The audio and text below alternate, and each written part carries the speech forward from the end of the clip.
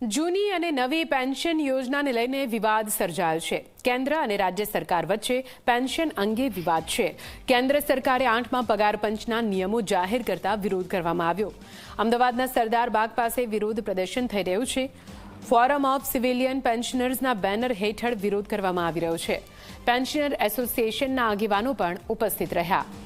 8મા પગાર પંચમાં દાખલ કરેલા રિવિઝનના નિયમો દૂર કરવા માટે માંગ કરવામાં આવી રહી છે। અમારી 8મા પગાર પંચમાં પેન્શન રિવિઝન માટે ગવર્મેન્ટ પેન્શનરોને સમાવેશ કર્યો નથી।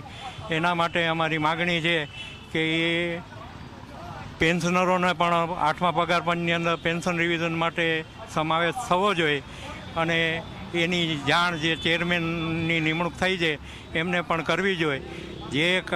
જે પેન્શન રિવિઝનના એક્ટ એને જે બહાર પાડ્યો છે સરકારે એનો અમે વિરોધ કરીએ છીએ